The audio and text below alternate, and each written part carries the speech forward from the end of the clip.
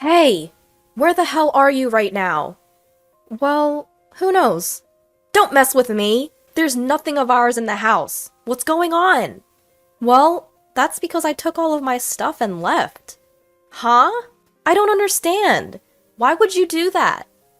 Well, we got divorced, so there's nothing strange about me leaving, right? Huh? Divorced? I filed the divorce papers. What? My name is Claire, a 35-year-old high school student. Just kidding. I'm actually an office worker. I have a husband named Evan, and we've been married for 5 years. Evan used to work as a company employee, but he quit his job about 2 years ago and started his own business. However, the business hasn't been doing well, and we've been in the red for the past 2 years. But my income is pretty good, so we're managing to get by. Our relationship as a couple is average, not particularly bad. The problem that I feel is the horrible attitude of my mother-in-law and sister-in-law who live in my husband's family home. Every time I meet with my mother-in-law and sister-in-law, they mock my appearance and complain about something. Each time, I feel sad and stressed. My in-laws' home is about a 10-minute drive from the apartment where my husband and I currently live, and my husband often takes me there. At the beginning of our marriage, I put up with going to my in-laws' house for my husband's sake. But their bullying has gotten too much recently, so I've started to talk back. Even so, my mother-in-law and sister-in-law don't back down. And my mother-in-law and sister-in-law, they always try to extort money from me for something. Hey Claire, I have a friend's birthday coming up. I want to buy a present, so could you give me $500? Huh? $500? What are you buying? I'm gifting a trip. I'll be going along too. No, that's strange. It's basically like I'm giving the gift, and I can't afford to give $500. You're really stingy, Claire. What are you, a miser? Seriously, even though Evan supports her. Excuse me, I'm the one supporting him. My husband hasn't contributed 1 cent to our living expenses in the past year. And you, sister-in-law, get a job. You're a NEET at your age. Why does my mother-in-law accept my sister-in-law's NEET status? I wanted to spill out all of these thoughts, but my husband interrupted. Hey, Claire, I have a friend's birthday coming up. I want to buy a present, so could you give me $500? You really understand, Evan. I'm touched. You're a good son. Then can I also get about $300? There's something I want. Sure, that's fine. Claire, you should have about $300 in your wallet, right? Come on, give it to her quickly. Whether it was due to his pride, my husband made me hand over the money to my sister-in-law without any hesitation.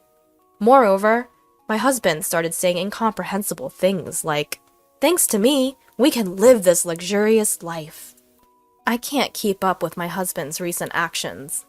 On the way home in the car, I pointed out to my husband, "Why do you put on such a show?" "I have my pride as the eldest son." He began to say more absurd things. From there, it turned into a significant argument. Basically, once you give them money, they start to become overbearing. What's wrong with making my own mother happy? We can't afford to live that luxuriously, you know? Do you understand? You're not contributing at all to our living expenses. So what? We got quite a bonus this summer. Don't rely on that. That money is for savings.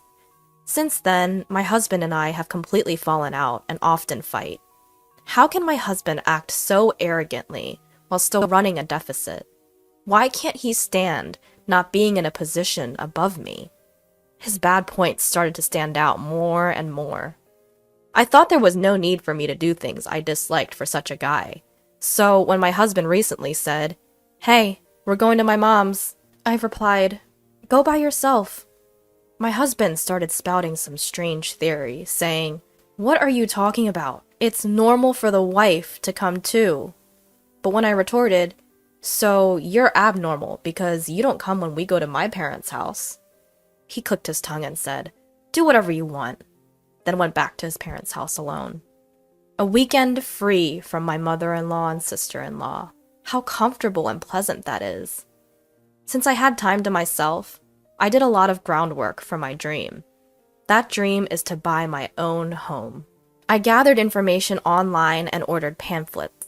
My dreams and hopes were expanding. I was excited just thinking about the new house. I want to furnish it with these kinds of items. While gathering information about furniture like sofas online, I imagined placing the furniture I chose with care in my new house over and over again. Doing such things, time flew by, and before I knew it, it was evening, and my husband had returned. "Oh, welcome back." "Huh? Oh, is he still angry? How petty. He should be more mature as a man." I had no intention of pleasing my husband, so I didn't speak to him after that, and started making dinner. Then my husband suddenly started talking. "You've been pretty cheeky lately." "Huh? You're defying me, saying you don't want to meet my mother and the rest."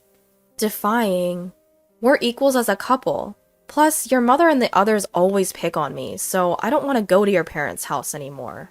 "That's what I'm saying is cheeky. Normally, wives listen to their husbands. If you say you can't do that, it's divorce." "Huh? Divorce? Ha! Surprised? You don't want to be divorced by me, do you? But I'm seriously angry at you. I've already signed my part, so it's ready to be submitted at any time. I'll let it slide just this once. But if you defy me next time, it'll be an immediate divorce. Reflect on that." Saying that, my husband smirked and ordered, "I'm going to take a bath. Hurry up and make dinner." Once I confirmed he was in the bath, I couldn't help but cheer. Yes! Now I can break up with that man anytime. I made dinner in high spirits. From then on, I worked hard to save money. I was almost ready to pay the down payment. It was hard to keep my excitement hidden, to stop my face from smiling, but in front of my husband, I did my best to keep calm. And finally, I bought a house under my own name. All that's left is to get a divorce after the house is finished, and leave the house where I live with my husband. I started packing my things, little by little, without my husband noticing, and sent them to my parents' house for the time being. I had told my parents everything, and they understood my situation. And finally, the house was completed. When my husband went back to his parents' house as usual on the weekend, I moved all my things to my new house. The new house is very comfortable, and both the interior and exterior are just as I imagined. As I enjoyed the pleasant smell of a new house all day, my husband called me that night. "Hey, where are you?" "Well, where could I be?" "Don't mess with me. There's nothing in the house. What's going on?" "Well, I took all my things and left." "What? I don't get it. Why would you do that?" "Well, since we're divorced, it's not strange for me to move out, right?" "Huh? Divorced?" "I've submitted the divorce papers." "What? We're strangers now." "Don't mess with me. I won't accept that." "But you're the one who said we can divorce any time. As a businessman, you should take responsibility for your words." Anyway, this is the end for us. With that, I hung up the phone. Finally, I was free from my husband. That night, I was able to sleep soundly. Living in my new home was very comfortable, and every day I was able to wake up to fresh and have pleasant mornings. Today, I decided to invite my parents to my new home for the first time. As I was cooking alone in the kitchen, my father and mother came with a bottle of celebratory sake. Both my father and mother were surprised to see my new home. And then the three of us toasted. Even though it was a bit early, we started a party. Suddenly, the intercom of the house rang. Huh? Who could it be at this time? When I checked the intercom, there was my ex-husband, ex-mother-in-law, and ex-sister-in-law. "Why are you here?" "From today, my parents and I will live here. My father is in the hospital now, so when he's discharged, he will live here. Open the door right now." "No way, that's ridiculous. Why would I have to do that? Please leave my property immediately." Then my ex-mother-in-law stepped forward. "You cheeky girl, listen. What's yours is mine. If you understand, open the door." What are you talking about? I'm single, you know." "Huh? Did your son not tell you? We've already filed for divorce. We're strangers now. What? The ex-mother-in-law and ex-sister-in-law turned to look at my ex-husband. He seemed to be explaining something to them. I couldn't tell for sure through the intercom screen, but he was probably saying something like, "I don't accept this." I said, "Anyway, you can't enter this house. Please leave," and hung up the intercom. Then my ex-husband started shouting through the front door, "Open the door! I want to talk!" As I was wondering what to do to get rid of him, a police car pulled up in front of my house, and they took my ex-husband into custody. The police seemed to have taken him into custody. When I opened the front door, I saw my ex-husband being pinned to the ground, desperately resisting. It hurts! Why is this happening to me?" My ex-mother-in-law and ex-sister-in-law were shocked to learn that their son was divorced and stood there, stunned. They weren't arrested, but they were escorted away in the police car. After watching my ex-husband and his family being taken away, I went back inside the house. I wonder who called the cops. Then my father made a peace sign. In situations like this, you call the police immediately. Trust my always calm dad.